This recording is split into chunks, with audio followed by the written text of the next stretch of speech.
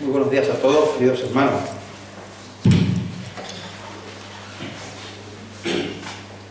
El poeta José Agustín Goytisolo escribió en el año 1992 un poema titulado El lobito bueno, que decía así, o que dice así: érase una vez un lobito bueno, al que maltrataban todos los corderos. Y había también un príncipe malo, y una bruja hermosa, y un pirata honrado. Todas estas cosas había una vez cuando yo soñaba un mundo al revés. La idea de un mundo al revés, la idea de un mundo en el cual no haya pandemias, no haya enfermedades, no haya pobreza, no haya guerras, no haya desigualdades económicas, no haya crisis, no haya gente que le dé la espalda a Dios, que todo el mundo crea en Él, es algo que nos gustaría a todos, a quien no.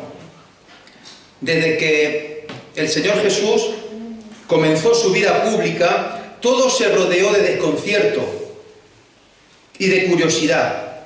¿Quién es este hombre?, se preguntaba la gente. Y todavía hoy, 2000 años después, mucha gente se lo sigue preguntando. Y esta pregunta adquiere una fuerza especial en el Evangelio. Y además es el mismo Jesús el que la plantea. Vamos a leer Marcos capítulo 8, versículos 27 al 30. Evangelio de Marcos, capítulo 8, del 27 al 30.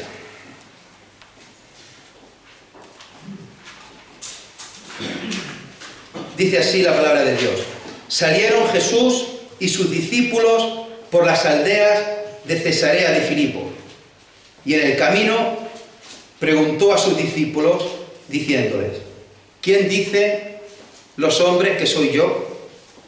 Ellos respondieron: unos Juan el Bautista, otros Elías, y otros algunos de los profetas. Entonces él les dijo: ¿y vosotros quién decís que soy yo? Respondiendo Pedro le dijo: tú eres el Cristo. Pero él les mandó que no dijesen esto de él a ninguno. La forma de cambiar el mundo es que la gente crea en Jesús, que el mundo confiese a Jesús como el Cristo, como el Salvador, como el Mesías, que la gente interiorice y aplique los valores de Jesús. La importancia del capítulo 8 de Marcos es muy grande, ya que a partir de aquí se explica todo el Evangelio. Es decir, es como que a partir de aquí se quisiera responder a la pregunta de quién es Jesús. Y Marcos explica desde el capítulo 8 precisamente eso: quién es Jesús. Es en este momento donde Jesús, y como se dice vulgarmente, pone toda la carne en el asador. Ya llevaba un tiempo de ministerio, ya lo conocía la gente, y lo conocían mucho más sus discípulos. ¿Sabrían ellos quién era Él realmente? ¿Qué rumores había por ahí de la gente respecto a su persona? Y conforme iban andando por un sitio además muy alejado de Jerusalén, conforme iban andando, habría varios grupos entre ellos hablando por el camino, y de pronto Jesús les lanza esa pregunta: ¿quién dice la gente que soy yo? El silencio antes de contestar a alguno sería grande. Y después la segunda pregunta: ¿quién decís vosotros que soy yo? Vamos a dividir el pensamiento de hoy en 5 puntos. En primer lugar, ¿qué pensaba o qué decía la gente sobre Cristo? Segundo lugar, ¿qué dijo Pedro sobre Cristo? Tercer lugar, ¿qué dijo Cristo sobre él mismo? Cuarto lugar, ¿qué piensa hoy la gente sobre Cristo? Y por último, ¿qué pensamos nosotros, la Iglesia, sobre Cristo? ¿Qué piensas tú sobre Cristo? En primer lugar, ¿qué pensaba la gente sobre Cristo? Para mucha muchas personas Jesús no era alguien real. Jesús no era un personaje real, sino que era un muerto que había vuelto a la vida. Ya sea Juan el Bautista, que había sido asesinado poco antes, Elías, muerto en el siglo IX a.C., o de otro antiguo profeta. Esto es interesante, porque el pueblo, la gente, ve a Jesús como uno de los antiguos profetas, por varios aspectos. En primer lugar, por su poder para hacer milagros, y un poder que era mayor que el que podía tener Moisés, Elías, Eliseo.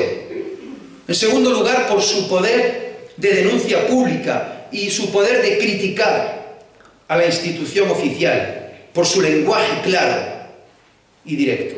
Y en tercer lugar, por el hecho de recorrer los pueblos y aldeas predicando, sin limitarse a hablar solamente en el templo de Jerusalén o en la sinagoga. Pero había otro aspecto más, y es que el título de profeta tenía fuertes connotaciones políticas, y mucha gente veía a Jesús como un libertador, que los pudiera libertar precisamente del yugo del Imperio Romano.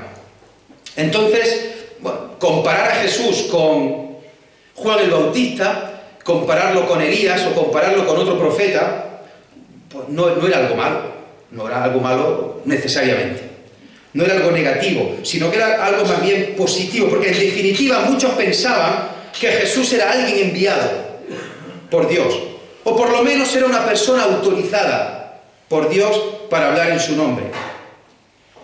Pero tampoco debemos de olvidar que también había opiniones nada buenas acerca de Jesús. Jesús no dejaba indiferente a nadie. Y la pregunta esta de quién soy yo también incluye qué estoy haciendo o qué hago.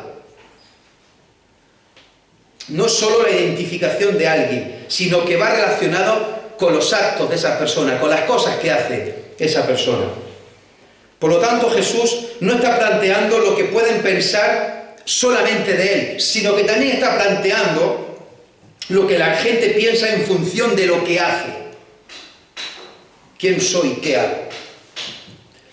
Bueno, podríamos ver qué pensaba su familia de él. Juan 7:5. Ni aún sus hermanos creían en él.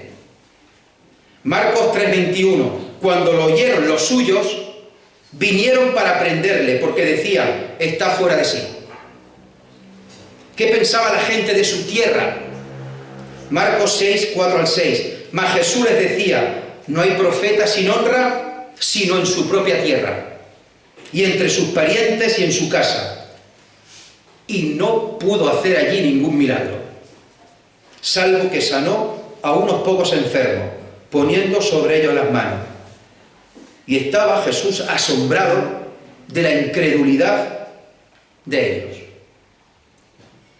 ¿Qué pensaban los líderes religiosos de Israel? Marcos 3:6. Salidos los fariseos, tomaron consejo con los herodianos contra él para destruirle. Marcos 3:22. Pero los escribas que habían venido de Jerusalén decían que tenía Belcebú y que por el príncipe de los demonios echaba fuera los demonios. Juan 7, 47-49. Entonces los fariseos le respondieron, ¿también vosotros habéis sido engañados? ¿Acaso ha creído en él alguno de los gobernantes o de los fariseos? Mas esta gente que no sabe la ley, maldita es. Pero ante la pregunta que les hace Jesús, los discípulos le dan opiniones del pueblo buenas acerca de él. Básicamente como alguien autorizado por Dios para hablar al pueblo. Y este reconocimiento público pues podía ser buena señal. Por lo menos para la gente del pueblo llano no era un extraño, no era un farsante, no era un loco, no era un endemoniado, sino que se le consideraba como quien habla en nombre de Dios, un profeta, capaz de transmitir el mensaje de Dios, sea de denuncia, sea de justicia, sea de esperanza. Y esto de la esperanza es muy interesante, sobre todo para los más desfavorecidos, para los pobres, para los oprimidos, para los marginados, para los que sufren, para los que no tenían nada, como vimos aquella vez en la bienaventuranza, para los despojos. Un hombre, Jesús, que venía con un mensaje profético y que vivía una vida como un auténtico profeta del Antiguo Testamento. Un hombre que no solo predicaba como los profetas, sino que vivía como los profetas, aceptando las consecuencias de este modo de vivir. Y por eso la gente del pueblo, la gente llana, decían que podía ser Elías, Juan el Bautista o Jeremías, como dice Mateo 16:14, o algún otro profeta de la antigüedad que había resucitado. En segundo lugar, ¿qué pensaba Pedro? ¿O qué dijo Pedro sobre Cristo? Después de preguntar qué dicen los demás, ahora Jesús le plantea la pregunta a los suyos, a los de dentro, a sus discípulos, ¿qué piensan y qué dicen ellos de él? La pregunta es ahora a personas que han estado o que llevan mucho tiempo con él. Jesús quiere saber si sus discípulos comparten esa mentalidad o tienen una idea distinta. ¿Y vosotros quién decís que sois? Pedro se lanza inmediatamente a dar la respuesta. El impulsivo Pedro, corriendo. Nunca sabremos la opinión de los demás, pero seguramente iría muy en sintonía. El Evangelio de Mateo dice que contestó: tú eres el Cristo, el Hijo del Dios viviente. Marcos dice: tú eres el Cristo. Lucas: el Cristo de Dios. En los tres evangelios aparece la palabra Cristo, una palabra griega que significa ungido. En hebreo está la palabra Mesías, que significa también ungido. Entonces, las palabras Cristo, que es en griego, y Mesías, que es en hebreo, significan lo mismo, ungido. Esto de ungido, los que conocemos algo del Antiguo Testamento, nos suena, pues para coronar a un rey en Israel o en Judá, antes había que ungirlo con aceite, es decir, había que derramar aceite por su cabeza. Si no se hacía esto, no se podía coronar rey. El último rey ungido fue en el siglo VI a.C., hacía ya mucho tiempo que no había un rey en Israel. Pero durante los siglos II y los siglos I a.C., se difundió una esperanza muy grande por Israel de que habría una restauración monárquica, de que habría un nuevo rey ungido. La esperanza que tenía Israel, la imagen de un rey futuro ideal, de un Mesías con mayúscula, fue tomando cada día más y más y más importancia en la época de Jesús. Los judíos jamás olvidaron y jamás han olvidado y nunca olvidarán que ellos, en un sentido muy especial, son el pueblo escogido por Dios y que tienen una serie de promesas por parte de Dios que son eternas. Para ellos, la época de máximo esplendor fue la vivida por el rey David y añoraban la venida de un Mesías, de un ungido por parte de Dios, de un rey, de un hijo de David, que los liberara del yugo, de la opresión y volvieran a ser una nación dominante. El tiempo fue pasando y pasando y pasando y esa idea se le fue diluyendo y diluyendo y diluyendo. Exilio, dispersiones, persecuciones. Babilonios, persas, griegos y ahora el Imperio Romano. Todos dominando y todos oprimiendo al pueblo de Dios. Pero había aparecido, había renacido una esperanza de que vendría un Mesías. Es en este contexto cuando podemos entender mucho mejor la confesión de Pedro.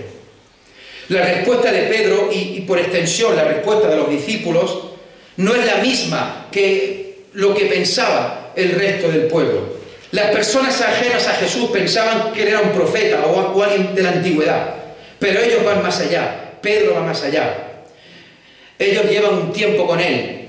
Sus experiencias han sido cercanas y diferentes. Han pasado mucho tiempo a su lado, muchos días y muchas noches. Le han escuchado enseñar a las personas, han visto milagros. Le han visto cómo discute con los responsables del pueblo. Le han escuchado cómo cuestiona la interpretación de la ley por parte de quienes debían de enseñarla. Cómo el sábado, el día de reposo, los ritos y las demás tradiciones que son más que sagradas para los judíos, Jesús las interpreta de una manera diferente. Y ante todo han visto que el comportamiento de Jesús es de alguien que está muy por encima de lo meramente superficial. Han visto que Jesús va o quiere ir al corazón de las personas. Y además ven continuamente cómo la gente se maravilla y se maravilla de su doctrina, de cómo habla con autoridad. La respuesta maravillosa de Pedro es que Jesús es mucho más. Es que Jesús es el Hijo de Dios mismo. Es el Mesías que había de venir, el Mesías que estaba profetizado en el Antiguo Testamento, un Mesías que trae un mensaje de salvación y de esperanza, y que además un Mesías que predica con su propio ejemplo, con su vida. Y este Mesías es alguien real, alguien cercano. Es Dios que se ha hecho hombre y ha venido a la tierra. El Cristo, el Mesías, está aquí en la tierra, aquí y ahora. No ha sido un sueño. Ahora no podemos decir que no es real el reino de Dios. En Jesús el reino de Dios se hace verdad, se hace realidad y se hace cercanía a todos los seres humanos. En tercer lugar, ¿qué pensaba Cristo sobre Cristo? Hemos visto qué pensaba la gente, qué pensaba Pedro, qué pensaba él. Pues mirad el versículo 30. Él les mandó que no dijesen esto de él a ninguno. Otras versiones dicen que Jesús les insistió y otras les advirtió severamente. O sea, no es que no lo digan, no, es que una advertencia muy severa. No digáis esto a nadie. Es algo que seguro alguna vez nos hemos preguntado, o nos seguimos preguntando, o quizás se pueden preguntar los jóvenes o los niños de aquí. Si Pedro ha dicho que es el Mesías, el ungido, el Cristo, ¿por qué les dice ahora que se callen? ¿Por qué callarse? ¿Por qué no lo proclaman por todos los sitios? ¿Por qué les dice Jesús? ¿Por qué les insiste? ¿Por qué les advierte severamente de que no hable nada de él, de que él es el Mesías, de que él es el Cristo, de que él es el ungido de Dios? Los judíos tenían claro que iban a pasar 9 cosas. 9. Y estaban en el punto primero. El punto primero decía que habría un periodo de gran tribulación, de gran opresión, y ellos llevaban muchos años siendo oprimidos y sufriendo persecución. Segundo, aparecería el nuevo Elías, un profeta precursor que traería orden para preparar la llegada de ¿quién? Del Mesías, punto 3. Un Cristo, un ungido. Punto 4. Las naciones paganas se unirían todas contra los judíos. 5. Habría una guerra mundial y ganaría Israel. 6. Se renovaría totalmente la ciudad de Jerusalén. 7. Los judíos dispersos por todo el mundo volverían a su tierra, a la nueva Jerusalén. 8. Israel sería el centro del mundo. Y por último, 9. Habría una época de paz y de bondad que duraría para siempre. Todo esto que he dicho aparece en oráculos, libros de Enoc, Asunción de Moisés, Baruch, la Misná, etc. Y era una creencia bastante extendida entre los judíos de la época, que vendría un Mesías y habría una gran guerra. Cierto que al final en el punto 9, se habla de un reino mesiánico con paz y bondad y prosperidad eterna, pero el camino para llegar a ese punto 9 era muy violento y se derramaría mucha sangre. Imaginemos este trasfondo. Si los discípulos empiezan a decir ahora que Jesús no es un profeta, que Jesús no es Elías, que Jesús no es el que dicen ellos que puede ser del punto 2, Elías, sino que Jesús es el Mesías, el del punto 3.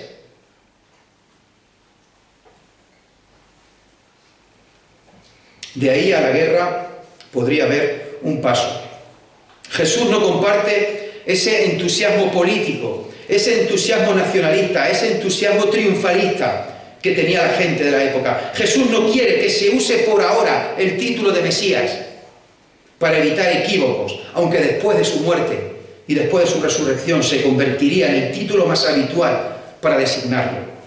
Sin embargo, Jesús prefiere ahora, en este momento, hablar de sí mismo todavía como el Hijo del Hombre. Lo importante, hermanos, para Jesús ahora no es tanto el título que se le aplique. Lo importante para Jesús ahora es su destino. Y su destino no era iniciar un levantamiento militar. Su destino no era iniciar una guerra, una revuelta. Su destino era, como dice el versículo 31, comenzó a enseñarles que le era necesario al Hijo del Hombre, ¿el qué? Padecer mucho, ser desechado por los ancianos, por los principales sacerdotes, por los escribas, ser muerto y resucitar después de 3 días. Versículo 32. Esto les decía claramente.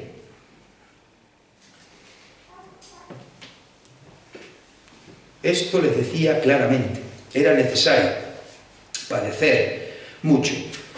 Ser rechazado o desechado por los ancianos, por los sumos sacerdotes, por los escribas. Es decir, rechazado por los ancianos, que son los que tenían el poder político. Rechazado por los sacerdotes, que tenían el poder religioso. Rechazado por los escribas, que tenían el poder intelectual. Es probablemente el único caso en la historia en el que los 3 poderes se han puesto de acuerdo para rechazar y condenar a muerte a una persona. Pero Jesús sabe perfectamente que la última palabra no la tienen ellos, sino que la tiene Dios y lo resucitará en el tercer día. Jesús les dice encarecidamente que no digan nada de esta afirmación a nadie. Esto no es algo aislado, sino que a lo largo de los evangelios se ve mucho. Se le llama el secreto mesiánico. Jesús dio muchas órdenes de silencio, las cuales no siempre se cumplieron. Después de hacer algunas intervenciones, como viene este capítulo, de carácter milagroso, extraordinario, incluso después de la confesión de Pedro, maravillosa, y después de la transfiguración, que viene a continuación, mirad en el capítulo 9 y en el versículo 9. Y descendiendo ellos del monte, les mandó que a nadie dijesen lo que habían visto, sino cuando el Hijo del Hombre hubiese resucitado de los muertos. Les manda aquí callar de nuevo. ¿Hasta cuándo? Hasta que haya resucitado de los muertos. ¿Por qué? Porque lo importante ahora no era tanto el título, lo importante ahora era la misión, el encargo que tenía que hacer Jesús. Ya después volveríamos a su título, a su nombre. La duración de esta orden de silencio es hasta que Él haya resucitado, porque primero ha de morir y morir en la cruz. No es que el evangelista Marcos no quiera que se manifieste la gloria de Jesús, no. No quiere que se manifieste de manera aislada. Hermanos, el centro de la obra de Jesús no son sus milagros. El centro de la obra de Jesús es su muerte y su resurrección. Y a partir de ahí, Y a partir de ahí, de ese centro capital, de ese centro fundamental que es la cruz de Cristo, se han de ver los milagros y se han de ver los hechos extraordinarios de Jesús. Nunca al revés. Hermanos, una hermosa aplicación. El camino que nos lleva a Jesús no es el camino de la gloria. No es el camino de las grandes cosas. No es el camino de los grandes milagros. Nuestro camino como discípulos no es cualquier camino. Nuestro camino, el camino del cristiano, es única y exclusivamente el camino de la cruz. Si alguno quiere venir en pos de mí, ¿qué dice? ¿Me ayudáis? Niéguese a sí mismo. Tome su cruz cada día y sígame. No es un camino de grandes maravillas, de grandes milagros. Negarse a sí mismo. Tomar su cruz cada día y seguir a Jesús. Antes de aparecer el Cristo glorioso, antes de aparecer el Cristo resucitado, tenía que venir el Cristo crucificado. Los discípulos no entendían nada de esto. Tampoco lo entendieron poco después, con Jesús crucificado, con Jesús muerto, y ellos temerosos y escondidos, sin saber qué sería de ellos. Ahí tenemos al mismo Pedro que da esta maravillosa afirmación que acabamos de leer. Y tenemos 2 versículos después que está reconviniendo a Jesús que no haga lo que está diciendo que tiene que hacer. En el versículo 32. Entonces Pedro le tomó aparte, el mismo Pedro que había dicho la palabra tan hermosa, lo toma aparte y comenzó a reconvenirle. Tenemos a Pedro que dice también poco después: Señor, aunque tenga que padecer contigo, no te abandonaré. Y todos los demás decían lo mismo, no solamente Pedro. Pero cuando llegó el momento, dejaron solo a Jesús, lo abandonaron. Y ahí estaban todos, atemorizados, escondidos, ¿qué sería de ellos? Pero cuando Jesús resucita y cuando viene el Espíritu Santo sobre ellos, ya no había forma de callarlo. Ya no había forma de evitar que pararan de proclamar y adorar el nombre de Dios. No había forma de callarlo. Ni azotes, ni persecución, ni cárcel, nada. Ya lo habían entendido todo. Cuarto lugar, ¿qué piensa la gente de hoy día sobre Cristo? Hace ya algunos años, un muchacho joven tenía bastante inquietud y no hacía más que preguntarse: ¿quién soy yo? ¿Y qué sentido tiene mi vida? Vivía en un lugar muy religioso allá en Estados Unidos, así que buscó respuestas en la iglesia, no le fue bien y la acabó aborreciendo. Buscó luego respuestas en la educación, en la ciencia, y le fue todavía peor. Un día en la universidad vio a un grupo de jóvenes que aparentemente eran muy felices y se juntaban en la biblioteca y hablaban juntos, y estaban en la cafetería juntos, y estaban en el patio de la universidad juntos, y se les veía muy contentos. Un día se les acercó en la cafetería y les preguntó: ¿por qué estáis tan contentos? Se sorprendieron un poco y la respuesta de una chica fue contundente, rápida y 2 palabras: Cristo Jesús. El cabreado les dijo: por favor, no me vengas con estas tonterías. Estoy harto de la religión y estoy cansado de la iglesia. La muchacha le contestó tranquilamente: no te he hablado de religión, ni te he mencionado la palabra iglesia. Yo te hablé solamente de la persona de Jesucristo. Le enseñaron que había enfocado todo lo anterior mal, que el cristianismo no es una religión, sino una relación, y es una relación con Jesucristo. Le animaron a buscar evidencia de la vida, la persona, la deidad, la muerte de Cristo. Él, que era un investigador incansable, se puso a hacerlo. Y eso que este muchacho decía que los cristianos teníamos dos cerebros. Un cerebro perdido y el otro buscando al que está perdido.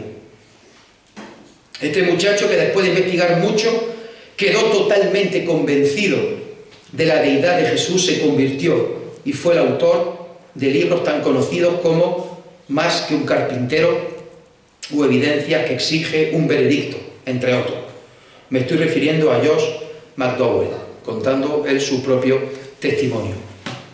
Hermanos, para muchas personas Jesús fue una persona buena, un hombre que luchó contra las injusticias sociales, un hombre bueno. Algunos le dicen incluso que fue el primer comunista, pero para nada creen que Jesús es el Hijo de Dios. Algunos lo siguen viendo como un carpintero y poco más. Y como este hombre, este joven, después de investigar mucho, quedó totalmente fascinado y dijo: más que un carpintero. Incluso muchos de los que vienen a la iglesia y han acabado dejándola, se han acabado yendo. Conocemos muchos casos de familiares nuestros, de hermanos, de hijos. No han entendido la magnitud de la persona y la magnitud de la obra de nuestro Señor Jesucristo. Han confundido religión con relación, como le pasó a esta persona. Por último, ¿qué piensa la Iglesia sobre Cristo? ¿Qué piensas tú sobre Cristo? La respuesta que demos puede ser correcta, y estoy seguro que es correcta. Pero a ver si me entendéis. Lo realmente importante no es tanto si la respuesta que das es correcta o no es correcta. No se trata de responder por responder, como si se tratara de un examen. No se trata de responder como si fuésemos niños que estamos en la escuela dominical y el profesor nos pregunta al respecto. Por supuesto que responder bien es importante. Claro que sí.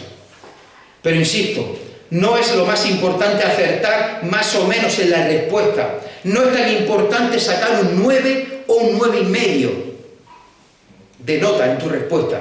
Lo importante no es soltar una frase hecha. Lo importante es pensar, reflexionar, meditar en quién es realmente Jesús para ti. ¿Quién es Jesús realmente en tu familia? Y sobre todo, yo le diré por qué. ¿Quién es Jesús realmente en nuestra iglesia? Aquí Pedro responde en nombre de los demás discípulos, pero la pregunta no va dirigida solamente a Pedro, sino que la pregunta va dirigida a todos los discípulos. ¿Y vosotros? Va dirigida a una comunidad, a un grupo de personas. La pregunta dirigida va a ti, sí, va a tu familia, pero sobre todo, hermanos, la pregunta va dirigida a la comunidad, va dirigida a la iglesia. La pregunta va dirigida a nosotros, aquí, hoy y ahora, en esta mañana, en este lugar, a las personas que estamos aquí. ¿Quién decís vosotros que soy yo? Hermanos, somos nosotros los que debemos pensar, los que debemos meditar y formular la respuesta, lo que pensamos y lo que decimos de Jesús. Tiene muchísima importancia, hermano. Porque según lo que pensemos, lo que digamos, y repito, nada de frases hechas por cumplir, así será nuestra conducta, nuestra forma de actuar y nuestra forma de proceder. Nuestra forma de actuar con Dios y con los demás. Nuestra manera de enfrentarnos a las dificultades de la vida. Entre ellas, la dificultad que supone, en pleno 2021, confesar a Jesús como el Cristo. Y esto no es algo fácil, sobre todo en los más jóvenes.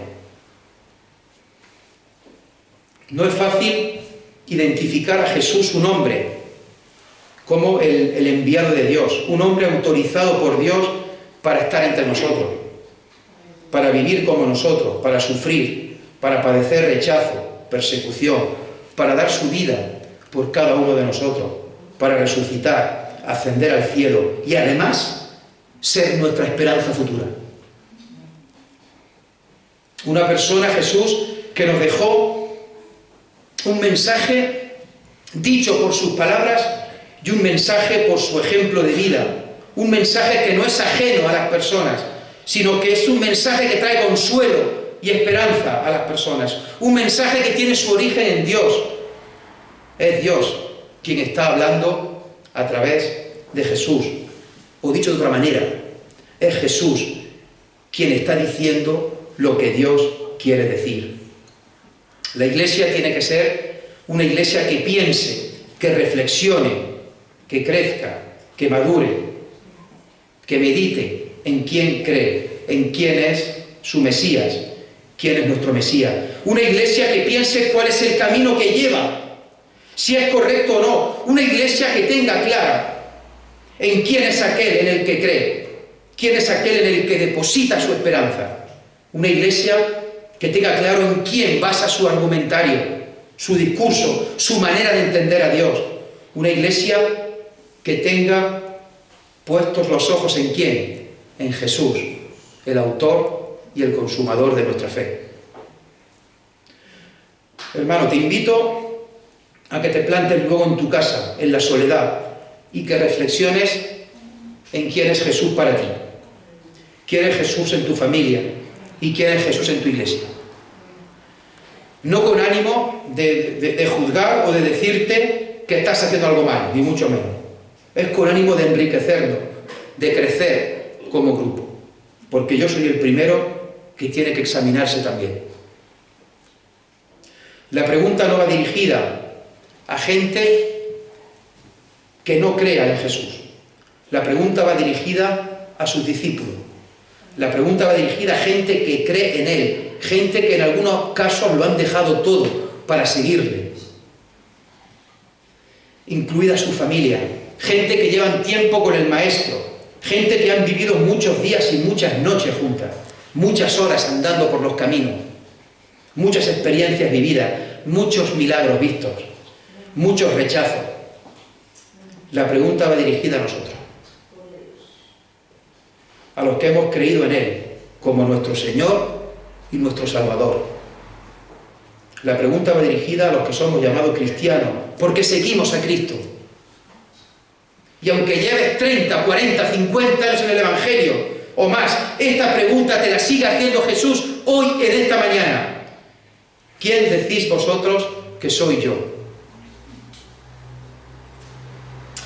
Desde luego que está bien que te hagas la pregunta de manera personal, como te acabo de invitar, pero tenemos que ir más allá. A veces podemos llegar a tener una idea demasiado individualizada de la fe, demasiado personal, como si la fe fuese una propiedad privada nuestra, algo intransferible, algo que hemos adquirido y es algo único de uso personal, como nuestro DNI, que no se puede dar a otra persona. Y hermanos, hoy estamos aquí, no de una manera individual, sino que venimos aquí porque compartimos la misma fe, porque creemos en el mismo Señor y porque tenemos la misma esperanza. Y estamos todos aquí, y el centro de nuestra reunión es Cristo. Y el centro de nuestra reunión es esta mesa, de la cual hacemos memoria del sacrificio de la obra de Cristo en la cruz. Y lo hacemos juntos, no de manera individual, lo hacemos juntos como cuerpo. Y al igual que tenemos la necesidad de comer, de vestir y de beber, también tenemos necesidad de venir y de juntarnos y adorar a nuestro Dios. Porque es una necesidad que tenemos de compartir la fe con los demás hermanos. La pregunta no es individual, la pregunta va al grupo. ¿Quién decís vosotros? ¿Quién dice esta iglesia? Gracias a Dios que esta iglesia adora de verdad y con sinceridad a Dios. Gracias a Dios que esta iglesia tiene a Cristo como el centro de todo. Hermanos, venimos aquí y compartimos nuestra fe. Venimos hoy aquí a recordar el sacrificio de Cristo mediante estos símbolos, porque compartimos nuestra fe. Hermanos, es en la iglesia donde confesamos como grupo que Jesús es nuestro Redentor, que Jesús es nuestro Salvador, que Jesús es nuestro Señor. Y este grito, esta proclamación que hacemos hoy aquí todos, lo hacemos los miembros de la Iglesia, imitando y poniendo en práctica todo lo que Jesús nos enseñó con sus palabras, con su vida y con su ejemplo. Que el Señor os bendiga. Amén.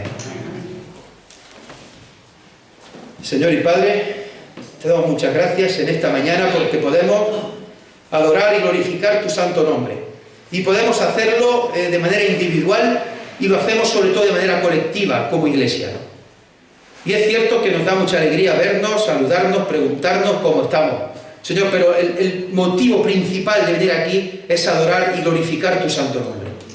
El motivo de venir aquí es recordar el sacrificio de Cristo y hacerlo, Señor, como un cuerpo y hacerlo todo junto, porque el Señor es el mismo y la salvación es la misma y la fe es la misma. No creemos en cosas diferentes, sino que creemos en que el Señor Jesús es nuestro Redentor, es nuestro Salvador, es nuestro Señor. Señor, esta pregunta que va dirigida no solamente a cada uno de nosotros, sino que va dirigida a la Iglesia. Señor, que podamos con nuestros labios, con nuestro corazón, con nuestra mente, con nuestra alma, con nuestra fuerza, que podamos todos juntos seguir creciendo y podamos, Señor, seguir alabando y glorificando tu nombre. Que seamos una iglesia cristocéntrica, una iglesia que el Señor Jesús y su obra en la cruz sea el centro de todo.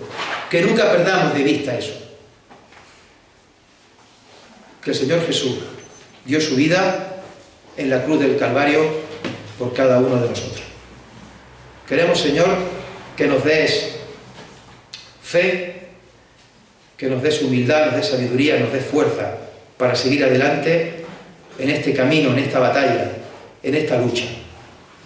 Gracias, Padre, porque no estamos solos, porque nos tenemos los hermanos unos a otros y nos podemos ayudar, nos podemos consolar y podemos sobrellevar los unos las cargas de los otros. Pero sobre todo, gracias, Padre, porque contamos con tu compañía, porque estás cerca de nosotros, porque nos guías por el camino. Queremos, Señor, que las personas que aún no te han conocido, Señor, que tú toques sus corazones.